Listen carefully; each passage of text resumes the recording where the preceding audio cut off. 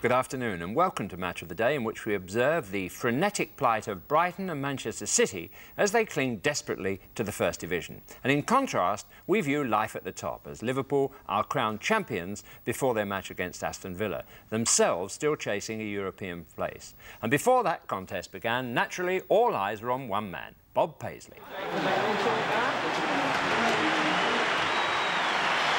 shy, reluctant leader has been persuaded that this is his position on his last day here. The climax of 9 remarkable seasons in charge of Liverpool Football Club. But he stands back to allow his captain, Graham Souness, to accept the League Championship trophy, but the captain immediately passes it to the boss. An emotional setting for our main match, which will be followed by perhaps the last chance for Brighton and Manchester City to survive in Division 1. Smith curls one, it's too long for Grealish, but it wasn't too long on the far side for Jimmy Case to strike a volley, which Williams did brilliantly to save. And the perfect chance for Cardiff City to clinch promotion against Orient. And it's getting past Roffey, Hemmerman. And the first chance for Dundee United to win the Scottish Premier Division. Sturrock, brilliant turning by Sturrock. That would have been a superb goal had it gone in. And it's also your first chance to enter the Goal of the Season competition. The remaining promotion and relegation issues provide the main news as we approach the final week of the league season. But good news for Newcastle fans, Kevin Keegan stays at St James's Park. But we start at Anfield on a day to remember. But whatever emotional feelings there were in evidence, the game itself was very much down to earth. Liverpool were playing to restore pride, and Aston Villa to clinch a place in European football next season. And at the end of 8 months, the pace of the game was extraordinary. Your commentator was Barry Davis. And this is the team that Bob Paisley puts into the field for his last home match. He's without his leading scorer, Ian Rush, but Sammy Lee is back in the team. And Phil Thompson, the only survivor from the first side that Bob Paisley chose at the start of 1974-75 season in their opening match at Luton, which was won by 2-1. As the Aston Villa team, Des Bremner comes back at number 7. So Kerbishley moves the number 9 shirt, and Mark Walters is omitted. Phil Thompson having just collected his 7th championship medal, which is a record. And I wonder how many of you could recall the lineup that he took his place in Bob Paisley's first match back in August '74. So are we to have a celebration performance? Can the hosts clear their heads from the hangover, really, which has affected them for the last 4 matches, all of which have been lost, thereby having their worst run during Bob Paisley's reign, indeed their worst run for 18 years. Liverpool, do I have to tell you, in red, attacking the goal to our left. And the first foul of the match is by the captain, Graham Souness. The referee this afternoon is Colin Seal from Carlisle. Here's Alan Kerbishley.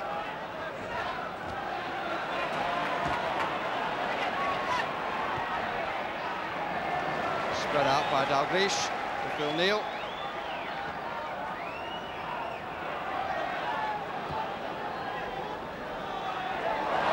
Nice flick, Hodgson. Dalglish made it. Here's Mark Lawrenson. His options were being cut down after the running of Ken McNaught, but Dalglish at the start of that attack and almost at the finish of it.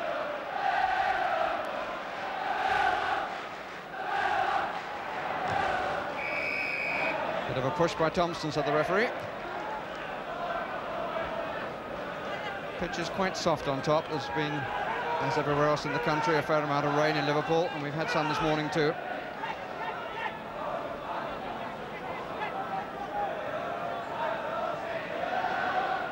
Evans on the right, moving in. And he was watched by Alan Hansen. As Souness. Hodgson. Nobody breaking left side. But Hodgson might go that way. Good play by Villa. But Hodgson prepared to take the left-sided run. It was the only route to goal.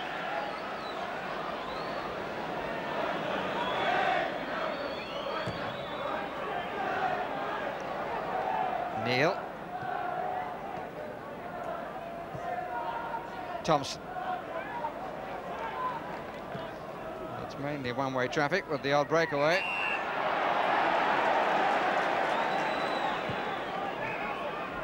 Offside against Hodgson. May well have been a moving ball too, so I think the kick will be taken again.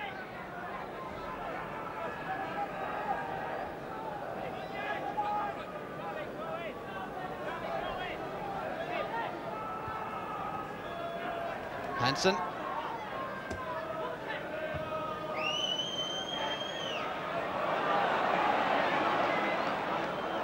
Gibson.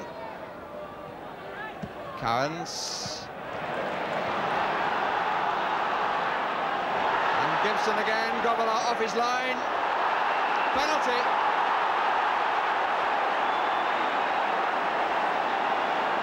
Well, he fell late, Gibson. But Grobbelaar once again, surely a headlong rush from his goal. And Aston Villa have the penalty as the result. He came out so fast, and Gibson fell late, and Shaw has the chance of giving Villa the lead, which he takes.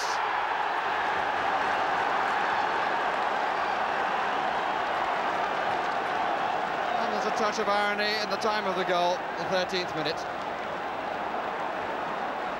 After Liverpool had made all the play on an afternoon when they so much want to do well, that in a way they're creating rather unusual pressure for themselves.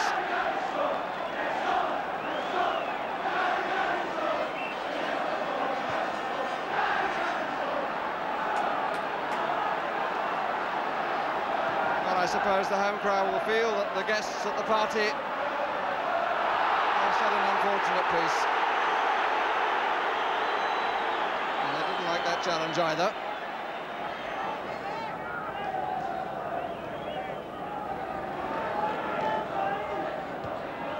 Absolutely teeming down on Bob Paisley's parade. His side still barely recognisable for the side that's just picked up its 14th championship for the club. Here's Lee. Goal kick. No, a corner. Touch from the last defender.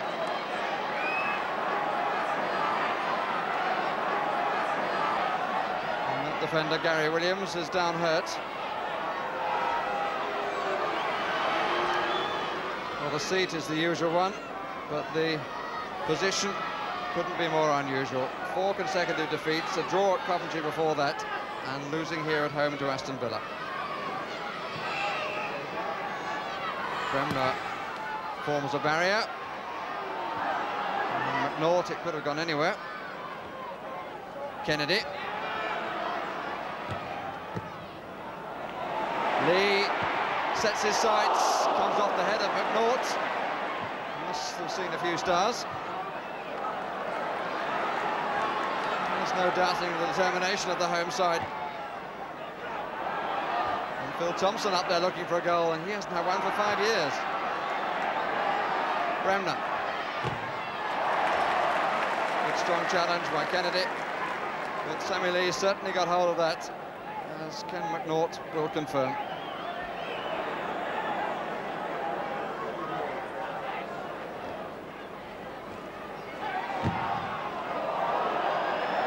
And the ball clears the stand behind Nigel Sprink.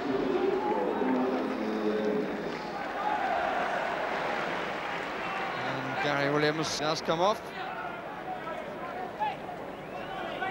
And David Geddes moves to his usual position forward.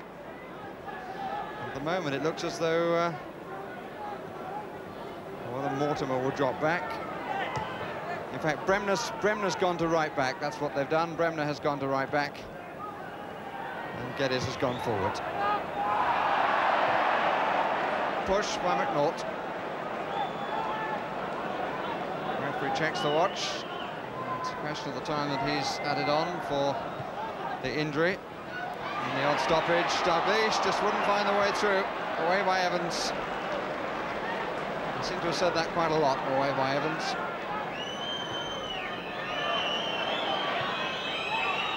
Hodgson. It's Evans once more.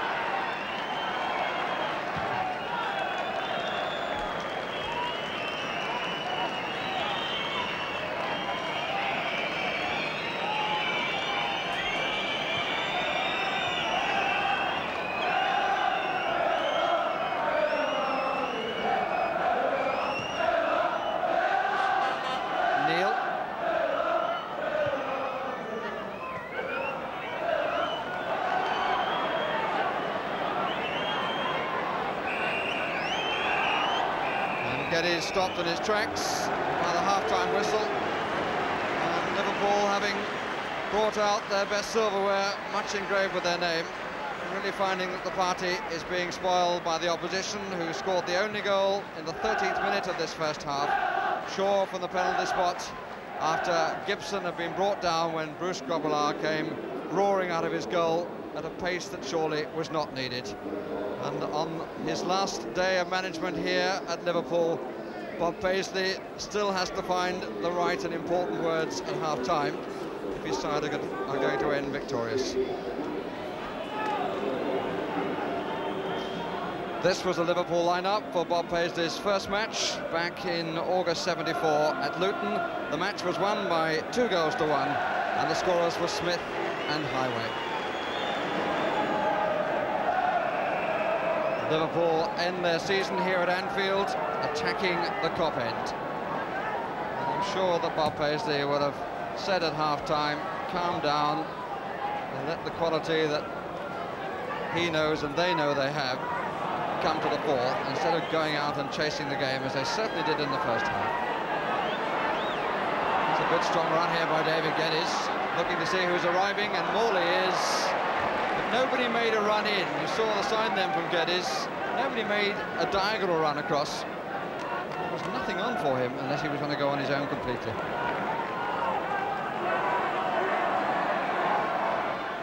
Lee.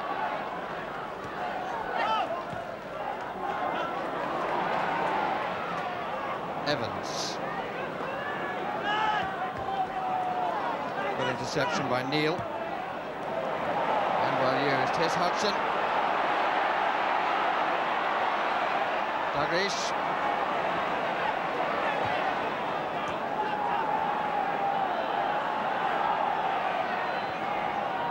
Hansen.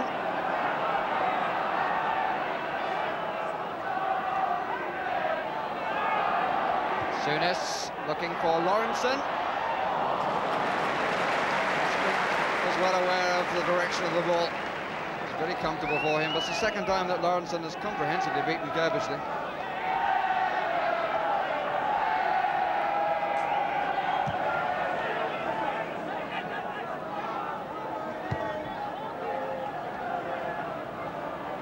Souness.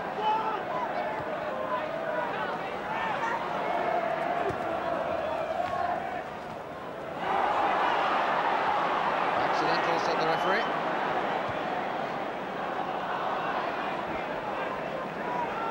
Still chancing their arm right up on the halfway line.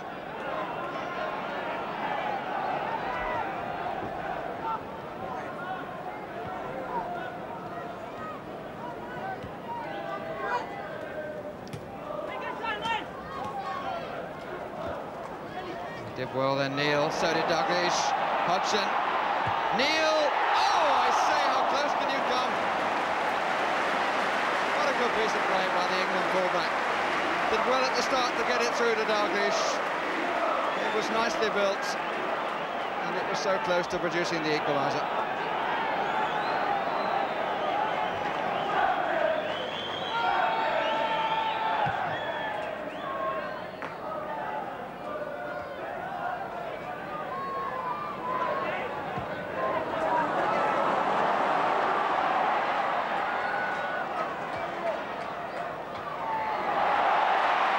Dalglish. He gave himself so much room. Now he picks somebody out, does he? Only Bremner. Marvellous play by Dalglish. Gave himself the room, bided his time, leaving Ken McNaught squirming on the greasy top. And his cross was inviting the header home, but instead found the header away.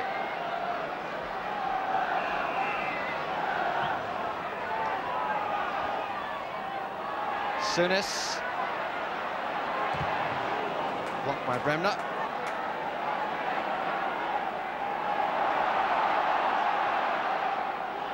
Johnston. You feel it's got to come for Liverpool. That was a deflection and a good save. He just started to move the other way then, Swing. He got down well.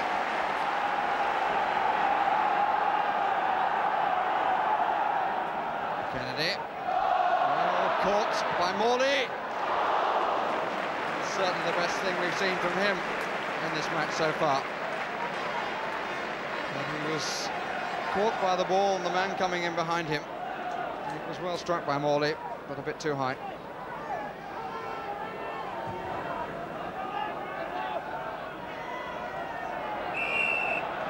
Push by Gibson.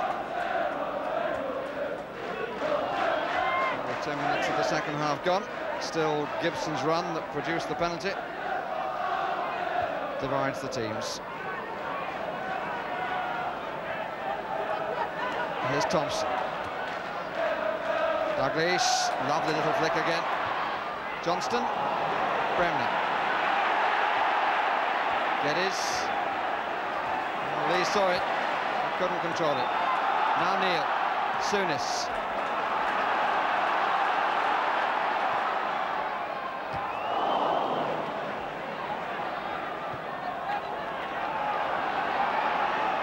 The calmness has settled itself now on Liverpool's play.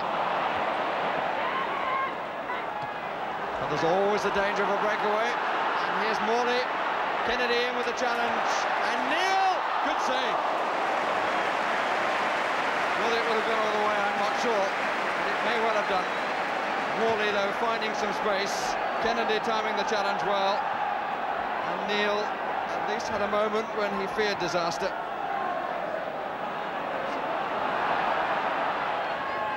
Neil.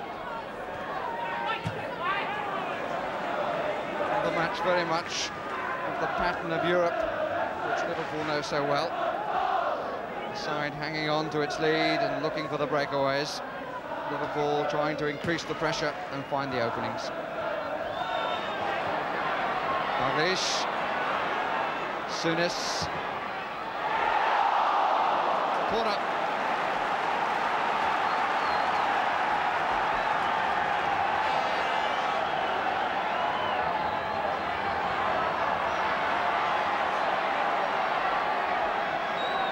Dalglish and Lawrenson in the 6-yard area. Hodgson outside it, Johnston outside it. Goal kick.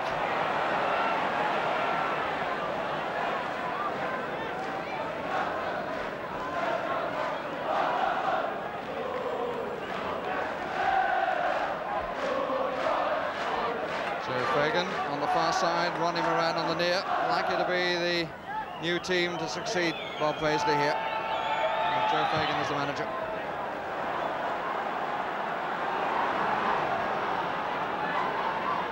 Morley.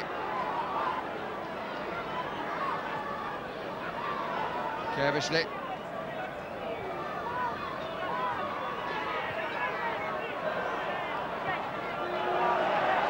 It's comfortably through the gap. Mortimer in the middle, Geddes on this side. Spun away for a moment.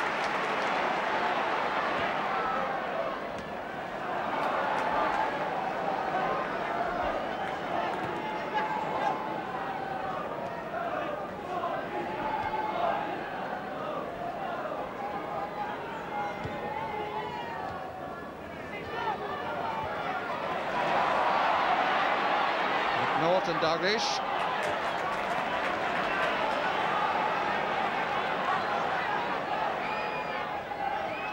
Hodgson. Again, appeal for handball. This time it's given. Hodgson with the overhead kick off the hand of Evans and a penalty given.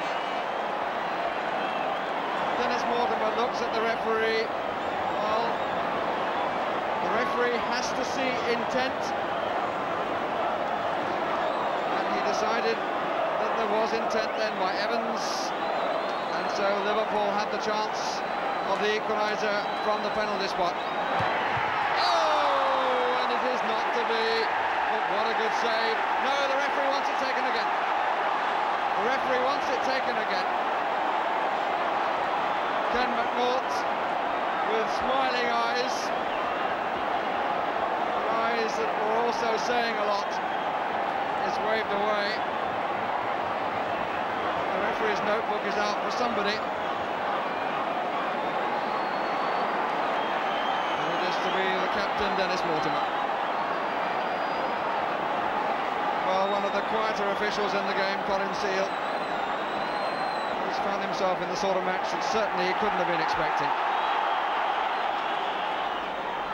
And I think maybe Kirbysley was booked as well. So Neil with a second chance.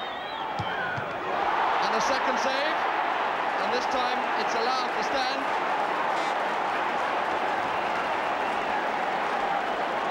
Everybody calms things down. Spink gets the congratulations. And Neil has twice missed from the penalty spot.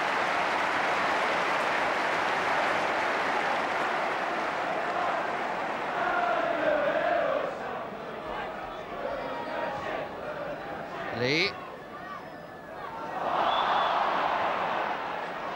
Free kick. Dear. It was certainly outside in spite of the protestations of Kenny Dalglish. Colin Seal can smile.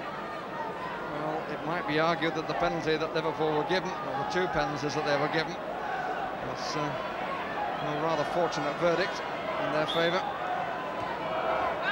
Souness. Blocked by Mortimer. Dalglish. Yes, Johnston! Well, it's come perhaps from the most predictable source, that Kenny Dalglish would provide the killer ball, although he himself was beautifully found. And the scorer, Craig Johnston. After the shot from Souness had been blocked, Dalglish played in on the near post, the sharpest cross, and Johnston with the finish to make it 1-all.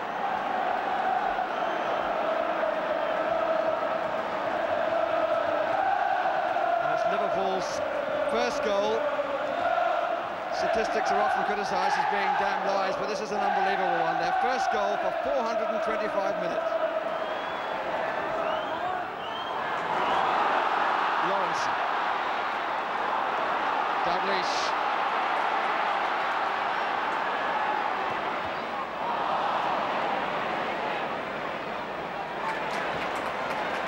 Neil.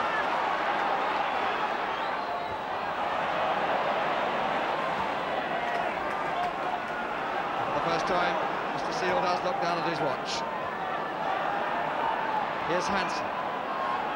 Souness the captain. Neil. The free kick has been given. No, it hasn't. There was a pull there, but the referee didn't think so. But a remarkable story comes to an end at Anfield. The most successful manager that has been known ends his Anfield career with a draw. 1-1 is the final score on a disappointing afternoon when Aston Villa took the lead. Liverpool took so long to find themselves, and in the end could reply just the once, and try as they could not find the winner. My goodness, they did put some effort into that game, and both teams defended so well, it became a tale of two penalties.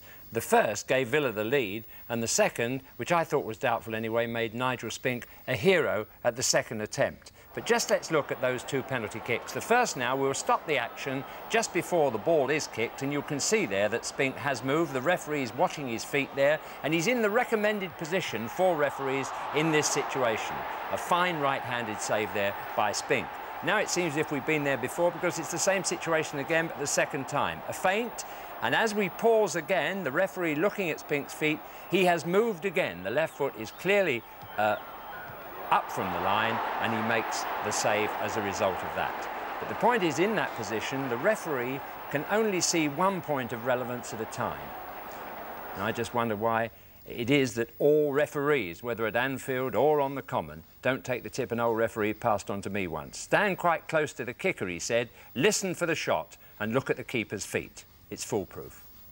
Well, mixed feelings in Wales today. Swansea sadly dropped back into Division 2, where one consolation might be that they inherit a profitable local derby, as neighbours Cardiff yesterday clinched promotion against Orient. There was joy at Ninian Park, witnessed by Edward Robley. Cardiff on a break, Hemon a chance, to Hatton surely. A bit slow, but a chance still on for Dave Bennett. Lewis.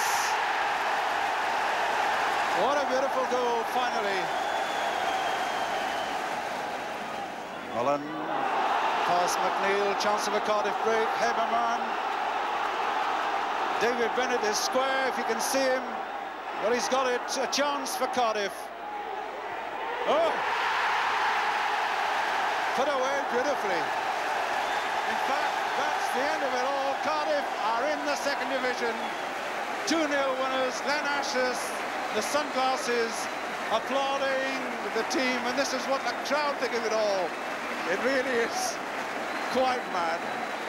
Scenes of great joy, the team mobbed, but those are marvellous scenes, aren't they?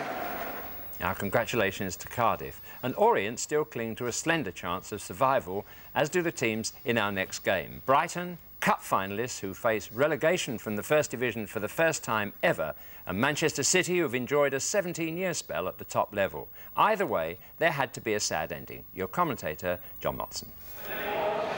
The air of desperation around the Goldstone ground today was caused partly by the 2 goals Michael Robinson scored against his old club in the FA Cup here in January. They put Brighton on the road to Wembley at the expense of their league form largely, and helped cause the resignation a few days later of the Manchester City manager John Bond. Since then, City have won only 2 out of 15 matches, but Bond's son Kevin has battled on despite a nagging groin strain, and was this week voted the Player of the Year by the City supporters. He may move in front of the back four today, with Nicky Reed dropping back into his old position. In attack, Kevin Reeves is back after a hamstring injury, and Steve Kinsey, himself under treatment this week, drops out. The Brighton news, Jimmy Case is back after injury. Chris Ramsey is suspended, so number 6 Gary Stevens will play right back, and number 2 Graham Pearce will be on the left. And for the captain Steve Foster, facing suspension, it looks as though it could be the last match of the season. As Brighton kick off, the situation from their point of view is quite simple this afternoon anyway. They've got to win to avoid relegation. Even then, they wouldn't automatically be safe.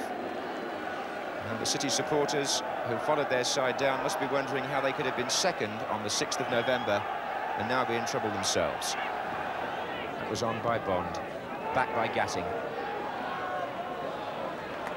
Here's Pearce. Jimmy Case. Robinson is in the centre, so too now is Smith. Smiley is joining them. It came through Kevin Bond and was cleared by Caton. It was certainly a good thing for City that he was on hand. Hartford. Reeves. Taking on Pearce.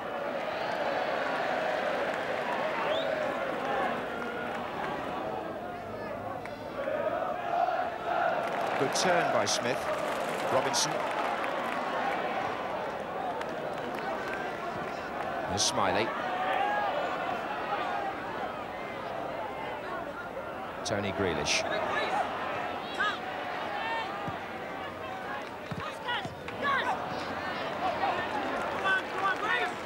Good play by Howlett, the number 8 there, was involved 3 times and was then fouled by Baker. Free kick was swiftly taken, but not to the referee's liking.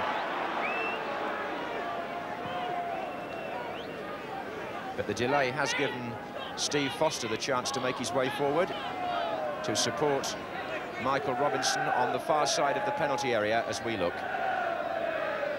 Grealish to take. Foster comes in. That was Pearce.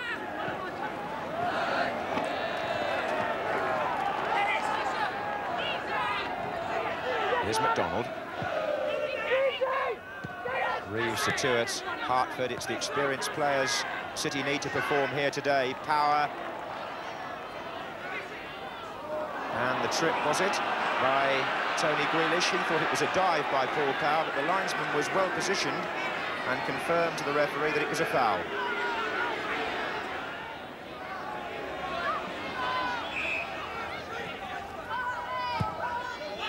McDonald is in there. Oh, he's hit the upright.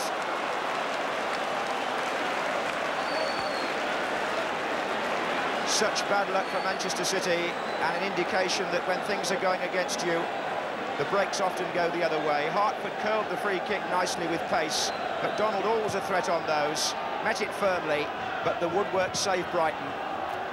And Graham Mosley, surely the most relieved man in the ground.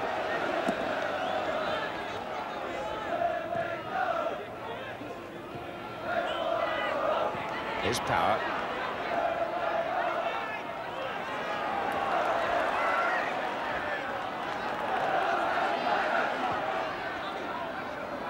Grealish. Stevens in. Smiley. Robinson jumping. Smith is there too. So is Caton. And Howlett. Smith. Grealish. Crowd anxious for Brighton to get the ball into the danger area, but City falling over themselves to keep it out. That was Pearce joining the attack again. Here's Smiley. Smith. Robinson still waiting for a cross on the far side. It's still Smith. And the block was by Power.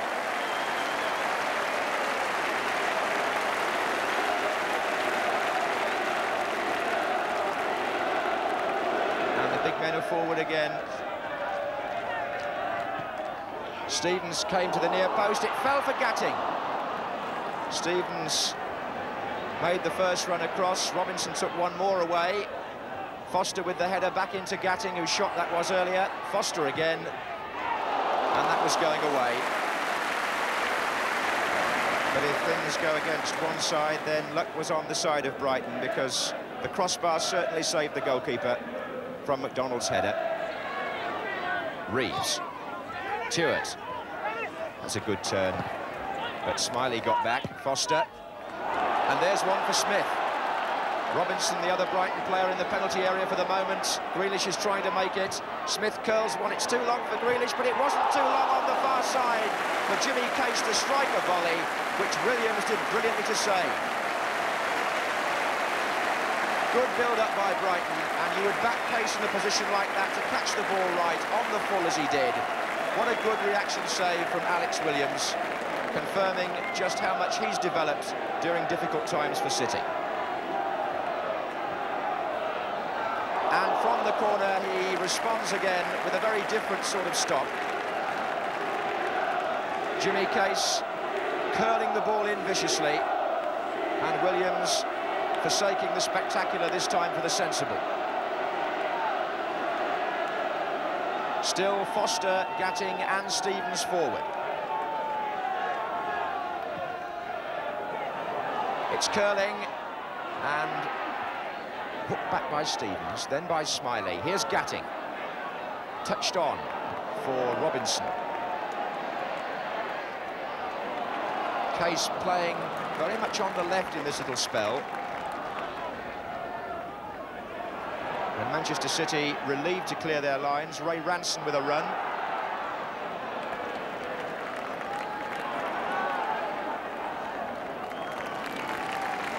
Alex Williams, a former England youth international and developing into quite a personality on and off the field. Smith to Smiley.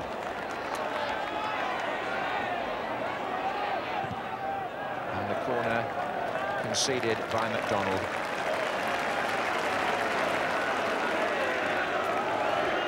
Gatting, Foster and Stevens all up there looking for the break, which could mean so much. Smith on the goal line.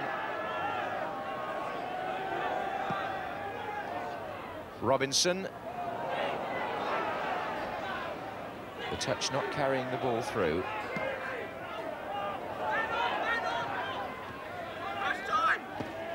Oh, and that was Grealish and Tuart tangling. And the referee will want a word, presumably, about that tackle.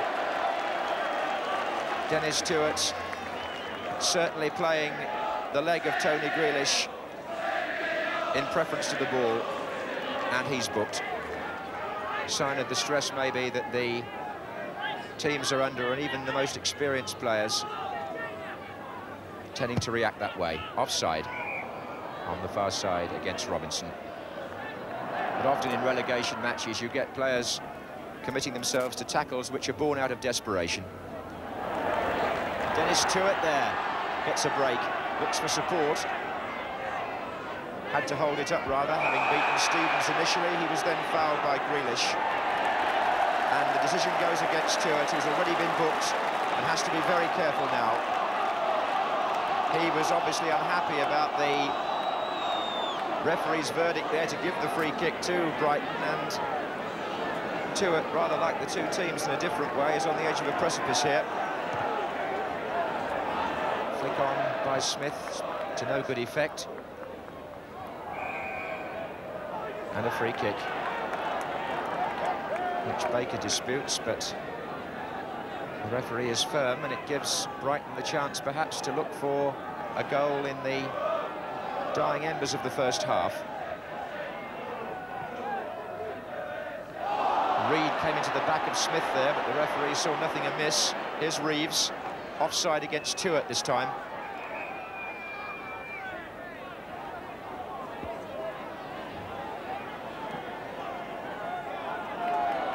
Grealish.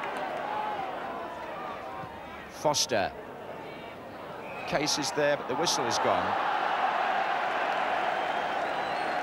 And I'm afraid the number of free kicks have interfered with what rhythm there's been in the match, and there hasn't been too much of that, which is perhaps to be expected on a day when the nerve ends are so frayed.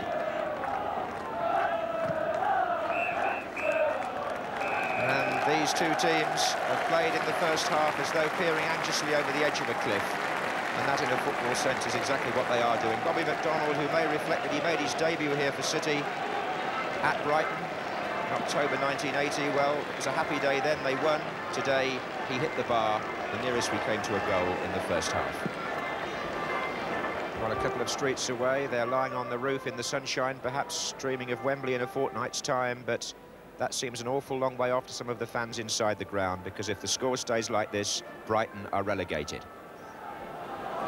So City to start the second half, knowing that from their point of view, a draw today might, depending on other factors, be enough to give them a platform to stay up. Their last game is at home to Luton Town next Saturday. But what is certain here is that Brighton have got to win this game to stand any chance at all of avoiding relegation. A 0-0 draw won't do for the cup finalists. So it'll be interesting to see the attitude of the two sides in this second half.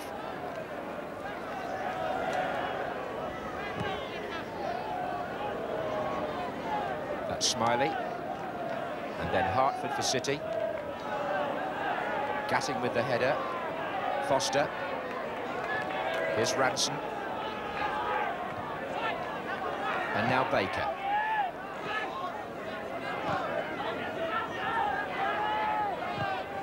Bond doing awfully well there. Baker pulls it back. It's not far enough for Reeves, though. Here's Tuart.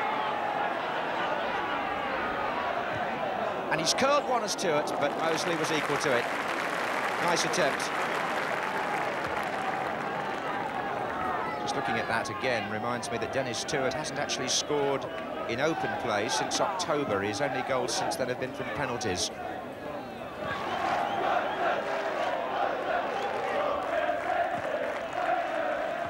And Baker's header back from Mosley's kick.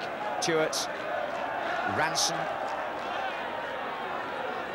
Bond is well forward. Reeves is up. His Power. City with 6 players around the area here.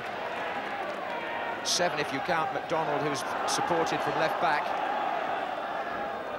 And Bond with the header on.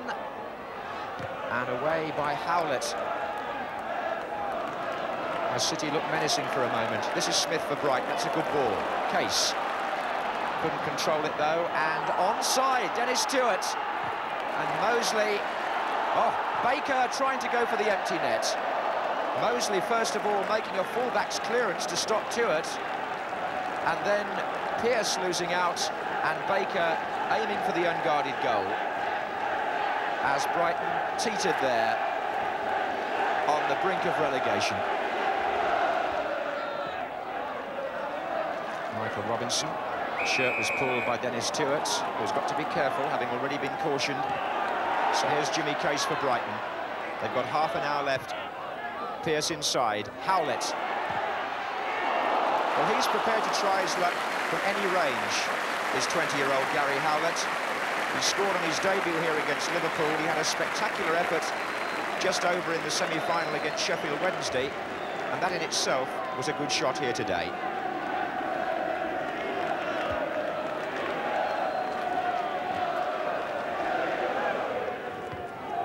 Header was by Gatting.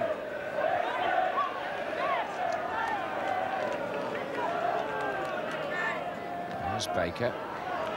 And here's Hartford, and Power has again found some space on the left, and Hartford has again found him. There are 3 in the centre for City. One of them is Dennis Tuart jumping now. The ball comes back to Reeves. It may run on for Baker, or indeed for Power. McDonald now. Reeves with the flick. Oh, yes! Kevin Reeves scores for Manchester City. A goal which could be priceless to them, and one which could send Brighton down. The ball was well worked with Power and McDonald involved in the build-up, but Kevin Reeves, often masterful in a near-post position in his past, got his head to the ball, and it dropped beyond the diving Mosley into the far corner. And at that point, Brighton make a substitution. It's desperation for them now. Howlett goes off, and Jerry Ryan comes on.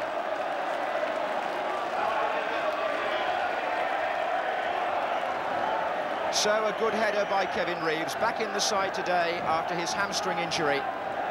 They were unsure whether to play him or Kinsey up until this morning, in fact. And on the bench there, John Benson and Tony Brook must feel that they've made the right decision. Brighton now, in the last quarter of an hour, have got to score 2 goals to avoid being relegated. Robinson.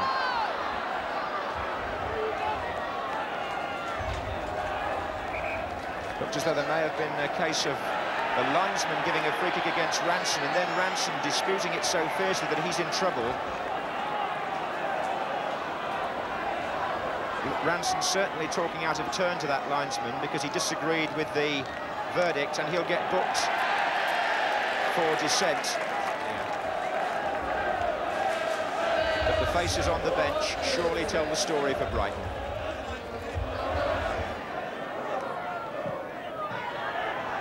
Ryan coming in, and the goalkeeper makes perhaps his first error of the afternoon. He came and didn't quite make it, and Jerry Ryan made contact. But the ball to Williams' relief, away from the goal.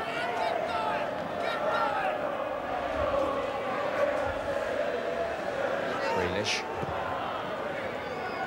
A touch from Ryan, not good enough. McDonald fires one forward.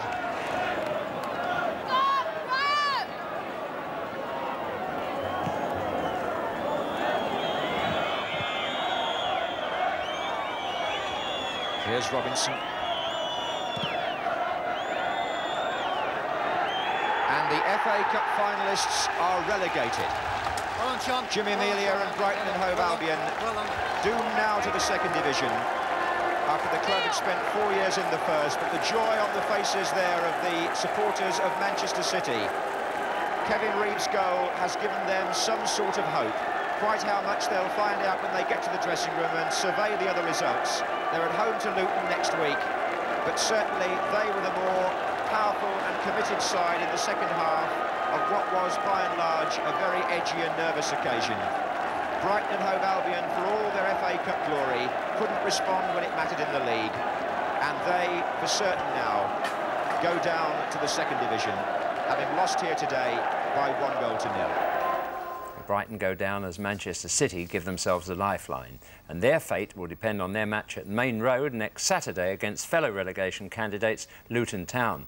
But Brighton can't know whether to laugh or cry. Second division football, but Wembley just around the corner, and problems there too for manager Jimmy Melia. If any, this relegation is going to have on the morale of the lads for the FA Cup final in 2 weeks' time. Well, it doesn't seem to make any difference, because in the Cup we've been a completely different team.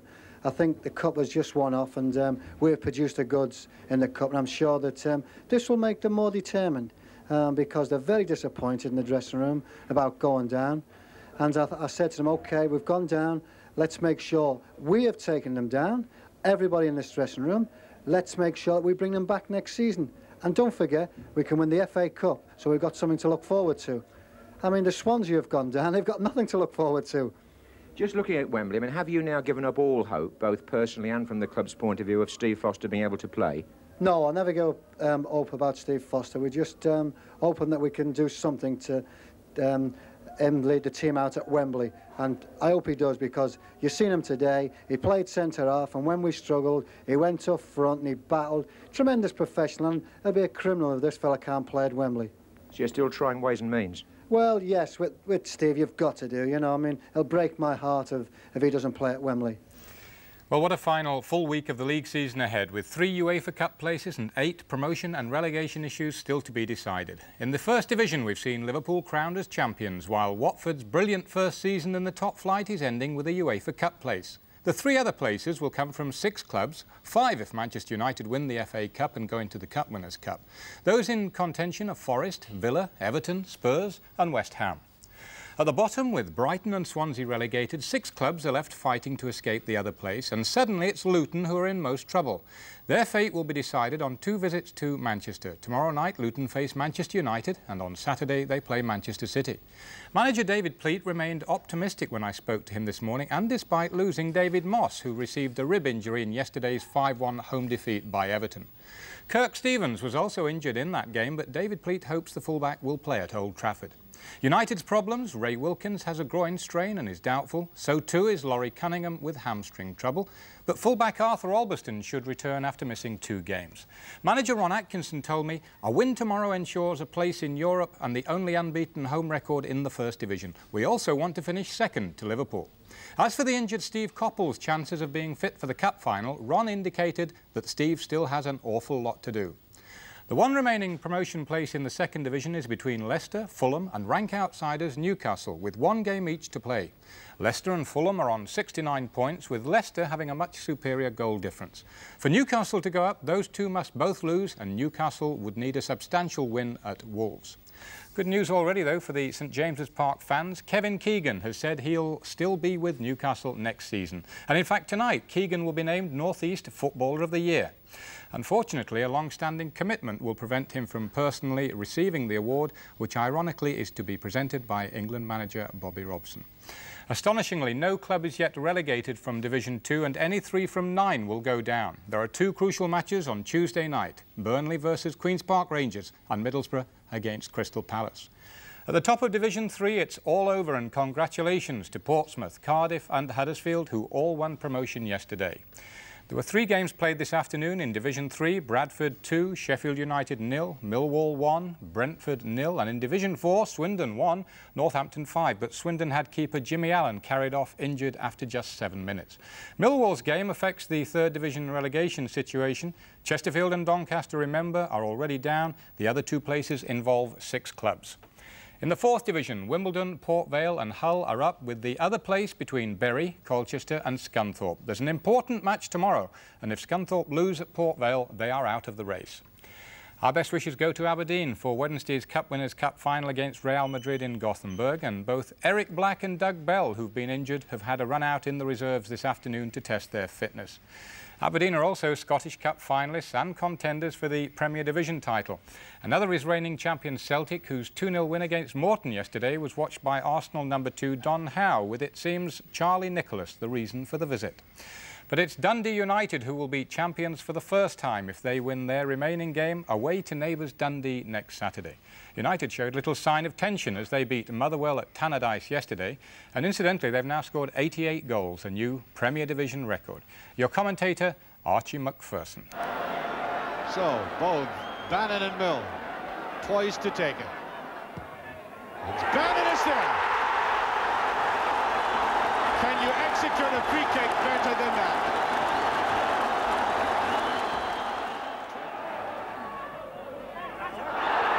Penalty kick given this time. Well, well, off we go. Done with great ease. That could be picked up by Mill. This could be disaster. There's David Dodds, he's done it. As simple as you like. And that was given away by Motherwell. Here's Bannon, here's Holt in the middle. And Milne and Dodds is scored.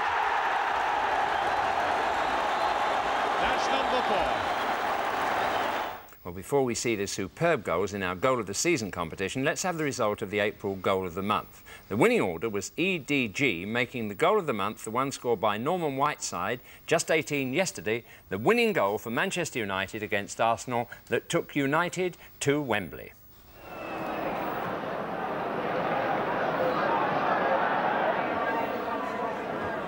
Orbiston. Oh, Grimes is onside, and so is Whiteside here.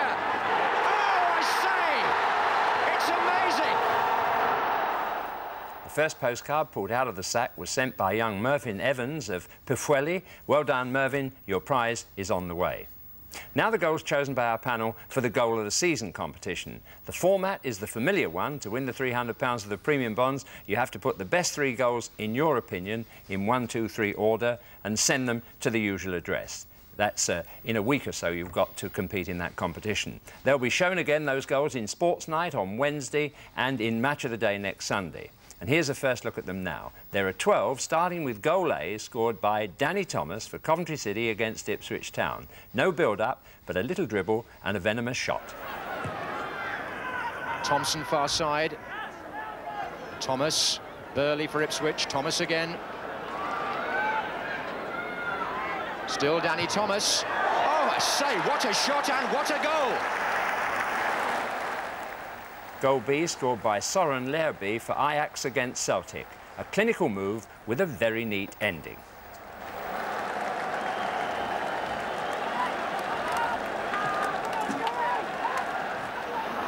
Neat 1-2, away goes Olsen. Look at the pace of him, driving forward. That was highly skilled play. Outside of the foot past there, Cruyff, a brilliant ball. Oh, what a goal!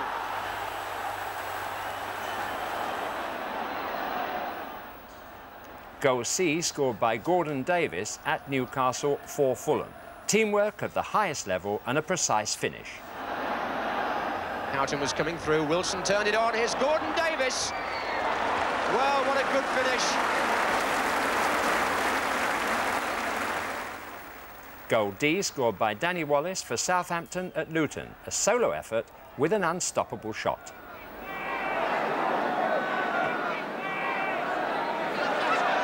Wallace. Oh, Danny Wallace! What a tremendous goal! Goal E scored by Kenny Dalglish for Scotland against Belgium. Created by a magic dribble just like the old days. Looking to knock it forward. Picks out Dalglish and a marvellous turn inside the defender. Steps around another. Oh, and into the top corner. A stunning individual goal by Kenny Dalglish. Goal F scored by Ian Rush for Liverpool against Watford, illustrating Liverpool's power, passing ability and direct style. Neil's clearance to Dalglish, beautiful turn. Oh, and on for Russ, what a perfect through ball. And what a brilliant goal.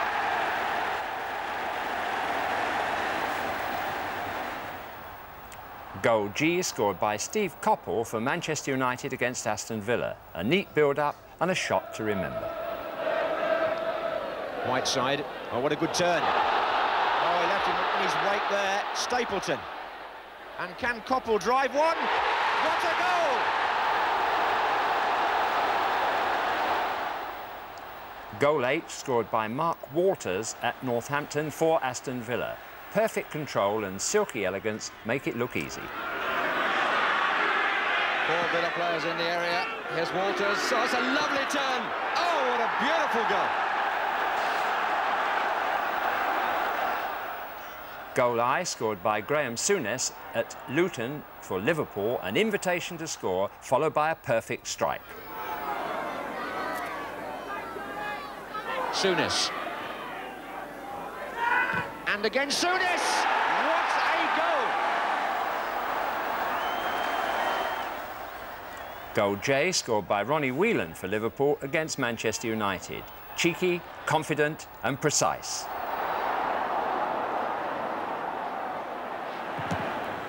Shot struck Macari. Kennedy. Whelan. And again Whelan scored it! Brilliant goal!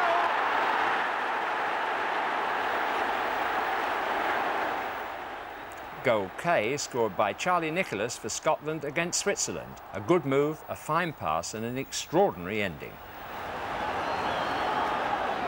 Suddenly a lot of lambs have turned into lions.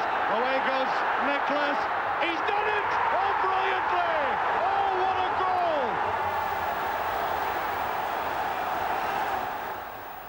goal! Goal L scored by Norman Whiteside for Manchester United against Arsenal. A perfect invitation to score, accepted with relish. Orbiston, oh, Grimes is onside and so is Whiteside here. Oh, I say! It's amazing! Well, pretty good, weren't they? And as I said, you'll get further opportunities to weigh up their merits and how to enter in later programmes. Still many issues to be decided yet this season, but no one can dispute who's been the outstanding manager of all time, Liverpool's Bob Paisley. Undoubtedly, he's thoroughly enjoyed his career, and yesterday he mused for a moment at the possibilities and fun someone might have by beating his record. Well done, Bob. The one that beats it, that's the man that I would like to be in his, shoes. The one that beats that. And then he's had some exciting times. That's all I've got to say for the next one. Well won by Callaghan. Plenty of players forward here, Liverpool. That's nice, that's McDermott, and that's a goal! Souness. And there's Dalglish through.